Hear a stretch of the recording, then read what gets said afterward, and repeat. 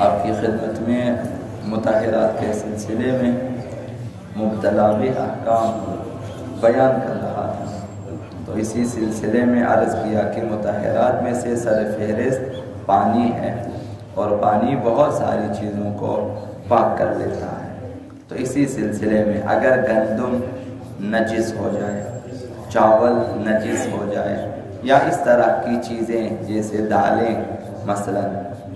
اور دالوں کے اقسام نجس ہو جائے تو ان کو ظاہری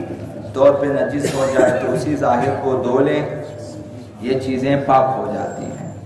اگر اندرونی حصے تک نجاست سرایت کر چکی ہو تو اس صورت میں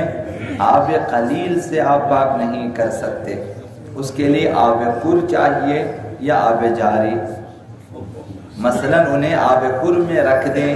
اس قدر رکھیں کہ جہاں تک نجاست سرایت کر گئی تھی اب وہ پر اور جاری کا پانی وہاں تک سرایت کر جائے، جذب کرے، تو یہ چیزیں پاک ہو جاتی ہیں۔ گندم نجس ہو گیا، آپ نے رات کو بھگویا تھا، مثلا آپ نے جو ہے مختلف قسم کی چیزیں بنانی تھی تو وہ مثلا نجس تھا، ابھی پھینک دیں تو وہ اسراف ہے۔ اگر پاک ہو سکتا ہے تو یہ کہ دوبارہ اسے مثال کے طور ایک کُر پانی میں، ایک تھیلی میں ڈال دیں، کُر پانی میں ڈال دیں، ہاں تو کُر پانی سے وہ اس قدر بیگ جائے کہ اندر جذب ہو جائے کُر پانی، یا جاری پانی میں چھوڑ دیں اسے، جب اندر تک پانی سرایت کر جائے اس وقت وہ چیزیں دوبارہ پاک ہو جاتی ہیں، آپ دوبارہ پکا کر کھا سکتے ہیں۔ یہ پہلا مسئلہ۔ دوسرا مسئلہ یہ ہے کہ جب تک عین نجاست نجس چیز سے الگ نہ ہو جائے وہ چیز پاک نہ ہوگی۔ عین نجاست مثلا خون ہے یا کوئی اور نجاست کہ لباس کے اندر ہے یا مثلا برتن کے ساتھ ہے، یا تو پہلے وہ پاک ختم ہونا چاہیے، عین نجاست نجس العین ختم، اس کے بعد آپ ایک دفعہ دھو لیں، دوبارہ جب دھو لیں پاک ہو جائے گی وہ چیزیں۔ اگر نجاست تو برطرف ہو جائے لیکن اس کا رنگ رہ جائے یا بو رہ جائے تو کوئی حرج نہیں ہے، اصل نجاست ختم۔ مثلا خون کپڑوں پہ آ جاتا ہے اور آپ کپڑے کو دھو لیں تو اصل خون برطرف ہو جاتا ہے، اب اس کا رنگ رہ جاتا ہے، جو اس میں خون نہیں ہے، خون کا رنگ ہے، یا مثلا اس کی بو رہ جاتی ہے، کوئی اور نجس چیز گر جائے اور آپ نے دھو لیا اور اس کی صرف بو رہ جائے تو بو اور رنگ نجس نہیں ہے، بو اور رنگ نجس نہیں ہے تو وہ رہنے دیں، لباس اور وہ چیز برتن جو ہے پاک ہو جائے گی۔ اصل نجاست برطرف ہونے کے بعد آپ نے اس پر پانی ڈالا ایک دو دفعہ تو وہ چیز پاک ہو جائے گی، نجاست کا رنگ رہ جائے یا بو رہ جائے تو وہ پرواہ نہیں ہے۔ تیسرا مسئلہ یہ ہے کہ سر یا چہرے کے بالوں کو قلیل پانی سے دھو لیں تو نچوڑنا لازمی نہیں ہے۔ ابھی جن کے بال زیادہ ہوتے ہیں مثلا یا خواتین یا مثلا ان جوانوں کے جن کے بال زیادہ، جن کی داڑیاں بہت زیادہ ہوتی ہیں،